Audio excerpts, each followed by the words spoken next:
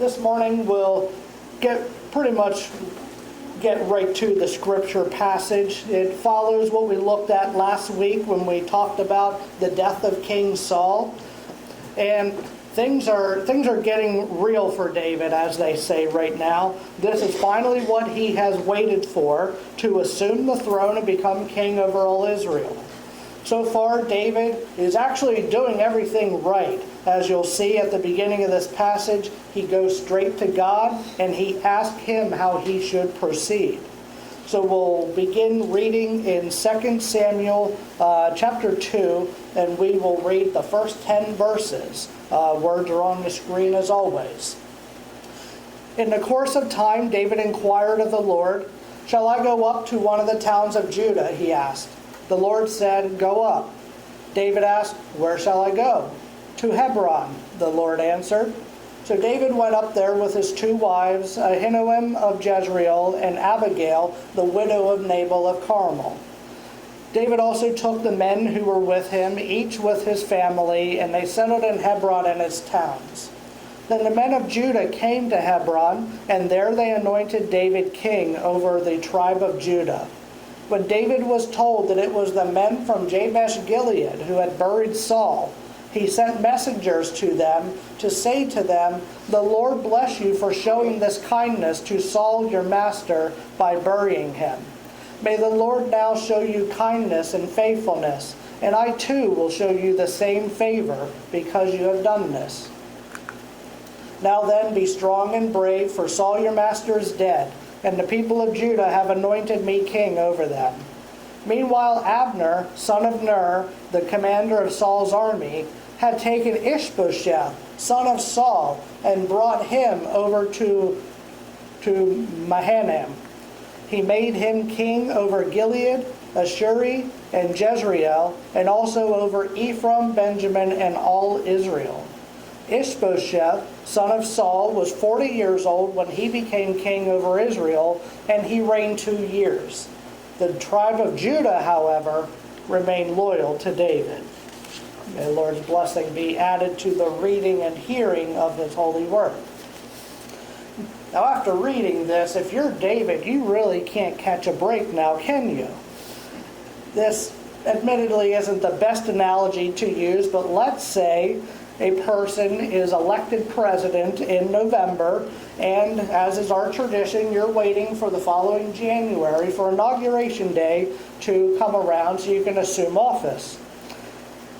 Well, what happens is, in the meantime, you learn that the states, say in the northeast of the country, let's include Pennsylvania up through Maine, they are on board with the election results.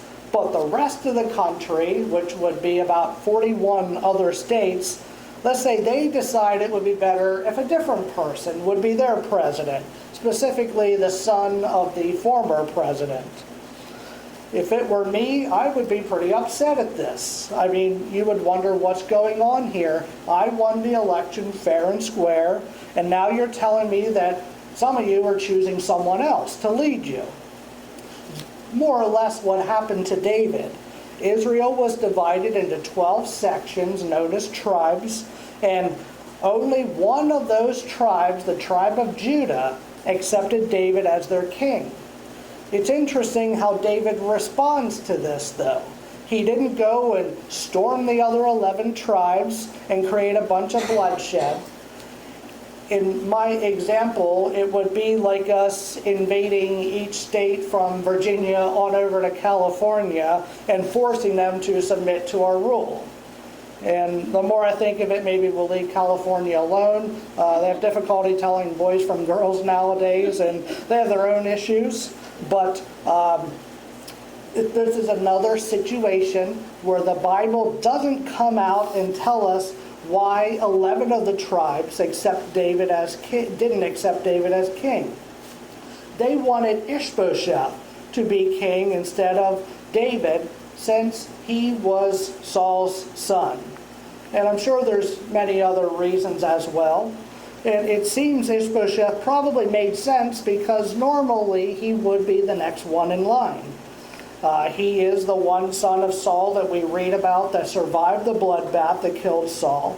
So to man, from man's perspective, it made sense to make him the king. But the problem with that is God is the one that ordained David to be king, not Ishbosheth. Now, there's numerous times in the Bible where we see God going outside of the established order. Case in point is David himself. He was the youngest in his family, not the oldest. And if any of them had any right at all to be king, it would have been his oldest brother Eliab, followed by 6 other brothers before you get to David. So the fact is, God simply didn't want any of David's 7 brothers to be king. He wanted David to be king. Not his brothers, not Ishbosheth, not anyone else. What happened was 11 of the 12 tribes selected man's choice as king, not God's choice. Does that still happen today? Well, I think it certainly does. How many people do you think honestly and prayerfully go to the Lord before they go to the polls and cast their vote? If they even go to the polls and vote at all. You have situations where maybe I'm a registered Republican, so I'm going to vote Republican no matter who it is. Or then you have situations where my great-great-great-great-grandpa was a Democrat, so I'm going to vote Democrat no matter who it is. It seems to me that relatively very few people are concerned about who it is that God wants to lead us. And I'm not just talking about the president here. It's every level, from representatives, senators, mayors, down to the dog catcher, if there is one on the ballot. Some people get in the habit of voting for people who promise to give them a variety of different things rather than voting on who God would want to have be leader. Furthermore, there's something else that I think played a role in these 11 tribes not choosing David as king. It has been suggested by several prominent Bible scholars that maybe the Israelites didn't want to anger their enemies and provoke them, the Philistines. What I mean is, by this time in the story, David has a long history with the Philistines, going back to when he first defeated Goliath, who was a Philistine.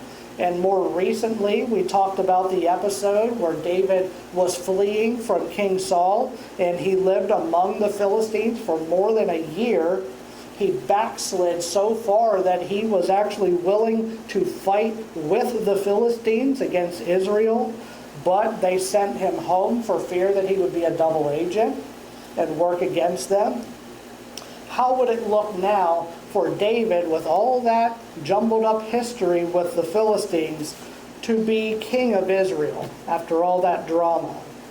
Maybe they would fear that when the Philistines learned that David was king, they might get their army together and marshal an attack against them, trying to take David out once and for all.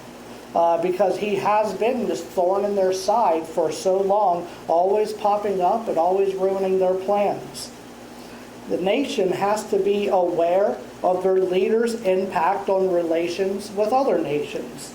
And that should be taken into account when people consider if any leaders qualified for the position.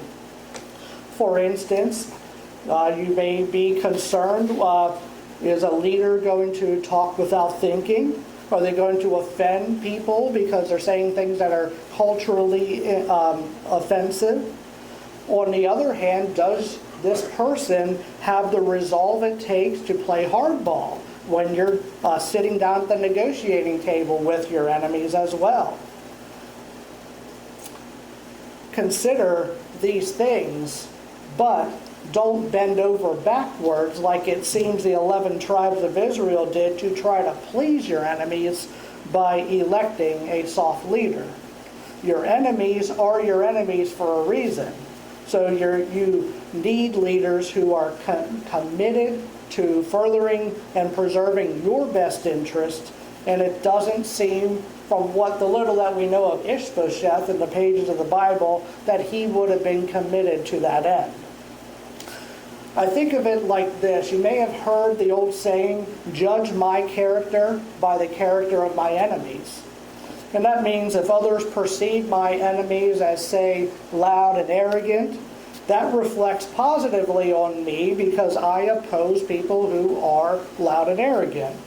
In the same vein, if my enemies are happy with the person who is leading me, then I should be very concerned.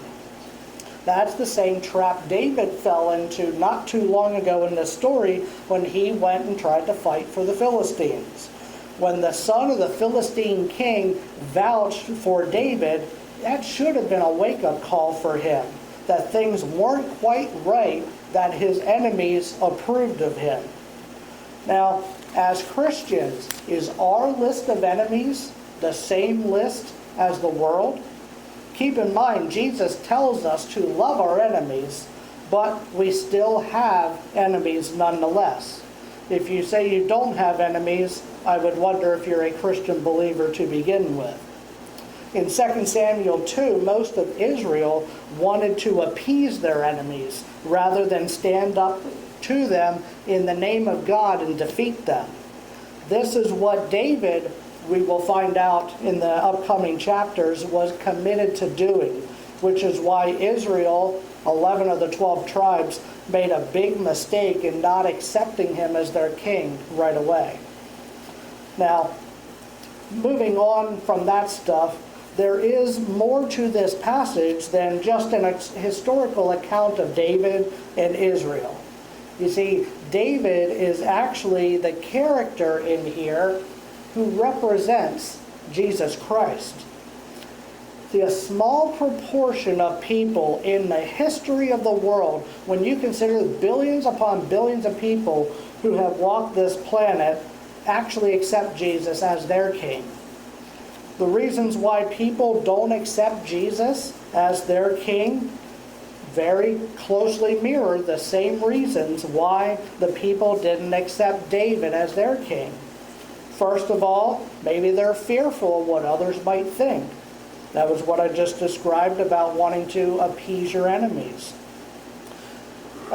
Maybe they don't think Jesus is the right person to lead their life. Maybe there's 11 tribes. They thought Ishbosheth would be a better person to lead them rather than David. Maybe they think Jesus just doesn't serve their immediate interest. Maybe they think this is a very costly proposition if they actually go through with it and make Jesus the Lord of their life. This is what Jesus was talking about when he talked about counting the cost of becoming a disciple. Jesus said, "Those of you who do not give up everything you have cannot be my disciples." What he's saying is if you make Jesus center of your life, it could potentially cost you everything that you hold dear. Our perspective here in the United States is very much skewed from what a lot of the rest of the world, their perspective is, because we're typically in the minority. We don't usually put our lives on the line every single day to follow Jesus. But that is what the Bible prepares us for. Jesus taught us that you had better not begin a relationship with God under any other pretenses, expecting it to be a walk in the park. If things go well for you, then so be it. But that is not expected to be the norm. There are more reasons why people don't make Jesus the Lord of their life. Like David, they fear that Jesus would come and clean things up in their life. And they don't want that. It's in this way that people want to remain content and comfortable. The problem is when you accept Jesus, then you immediately become discontent and uncomfortable in a hurry. Jesus shines a light on every part of a person's life, exposing it for what it is. And if it is sin, he requires that you address that issue. People don't like doing that typically, especially if your sin is private. I'm not hurting anyone else is commonly how people want to rationalize things. The fact is, sin always hurts someone, And if it's not someone else, we know for a fact that the sin always hurts the sinner because it drives a wedge between our relationship, between us and God. God is so holy, he cannot even look at sin without being moved to destroy it. That is why Jesus had to come to be a sacrifice for us, so that we didn't have to be destroyed by God for our sinfulness. This passage teaches us an awful lot in a few short verses, but more than anything, this is a picture of Jesus and his followers. The tribe of Judah can represent Christians, and as I said, David can represent Jesus. The other 11 tribes can represent non-believers. Look at verse 4. It said, "Then the men of Judah came to Hebron, and there they anointed David king over the tribe of Judah." David didn't force his way in, and he didn't want to seem opportunistic either. So even after the death of Saul, he waited for the men of Judah to come to him and anoint him king. In the same way, Jesus calls us to him, but he ultimately respects our decision to respond to him. When we respond positively, he gets glorified. He doesn't force the issue by acting like a dictator, dragging us kicking and screaming into heaven or anything like that. He allows us to make a decision to come to him and welcome him into our hearts. The people of Judah were eager to have a respectable king as well, and the Bible is very complimentary to these people, referring to them as valiant men. If we skip back to 1 Samuel 31 for a minute, this is a part of the story that we skipped the first time around in this series, because the importance of it can better be seen in light of what we read a couple chapters later. Keep in mind that the people of Jabesh Gilead are in Judah. So these are the people who anointed David as their king. It says, "When the people of Jabesh Gilead," that's Judah, the people of Judah, "heard what the Philistines had done to Saul, all their valiant men marched through the night to Bethshan. They took down the bodies of Saul and his sons from the wall of Bethshan and went to Jabesh, where they burned them. Then they took their bones and buried them under a tamarisk tree at Jabesh, and they fasted 7 days." Now this is the kind of character that these men had. They cared so much for their country, they cared for God, and they cared for their king, that they marshaled themselves together and decided to go on a mission of their own, which was a mission of honor. There's no way they were going to let their king and his sons be disrespected like this, no matter what Saul might have done. They took out under the cloak of darkness, headed into enemy territory to retrieve cadavers. How would you like to have a job like that? Now, you could imagine if someone would have said, "Hey, we need some people to get together to go get these decomposing bodies over there, and so that they can be disposed properly. Any volunteers for this? You might want to take some gloves while you're at it." I don't know if you can even pay people enough to do a gruesome job like that. But these men willingly accepted the job. They were honorable and they volunteered for the task, and it speaks to their great character. If you know a little of the geography of the land too, keep in mind that they had primitive means of travel compared to nowadays. They traveled at least 12 miles one way, crossed the Jordan River just to get there and make sure that they weren't captured by the enemies as a result, and then did the same trip in reverse across the Jordan River, another at least 12 miles to get home. Their efforts, thankfully, were not taken for granted, because David sent a messenger to them to deliver a personal thank you for what they did. These are the kind of people who honor God through Jesus Christ. They're willing to do whatever it takes to do the right thing. Now, I said before, this is a picture of Jesus and his followers, but I think it goes even further than that. Where else do you see an anointed king like David, who is not currently exercising his authority, waiting for his time to take the throne? Well, that's Jesus right now. It's the same way that ever since the crucifixion and resurrection, Jesus is the anointed king over the world.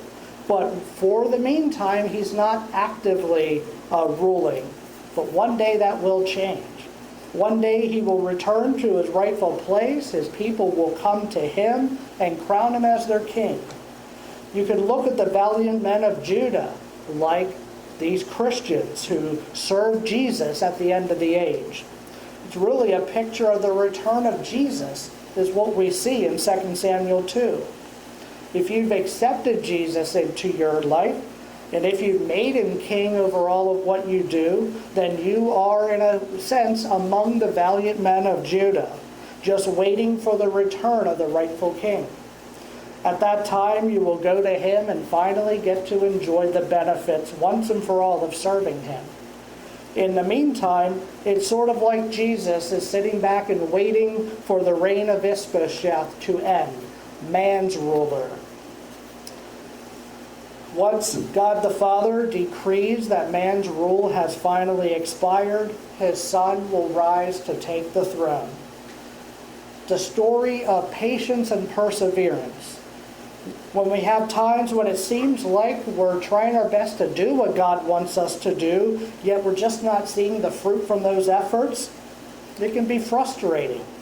When we find ourselves in these situations, we also find ourselves in pretty good company in the Bible. David probably waited close to 20 or so years from the time he was anointed until the death of Saul, and even then he could only rule over one tribe. He had to wait 2 more years for the other 11. I just want to close by saying it's not only David that can empathize with us either. It's Jesus too. Right now, Jesus is the anointed king, but this world certainly isn't being run according to his authority.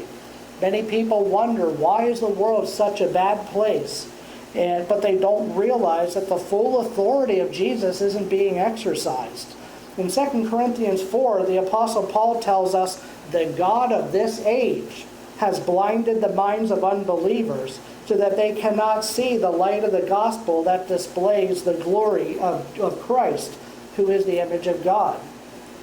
There is a God of this age. That God is not Jesus. It is the one who sets himself up as a fake God. That's Satan, the devil, the enemy, whatever you want to call him. So I just want to encourage everyone this morning to stay the course, especially when things don't seem to be going your way. Even when you're frustrated, remember that the psalm says, weeping may stay for the night, but rejoicing comes in the morning. David waited, Jesus waited, and we all have to wait to some extent or another. We have a great hope in Jesus Christ, who promises us that one day he will finally wrest control away from the world, from the enemy, and we will all live with him forever and ever. Let's bow our heads and close out with a word of prayer.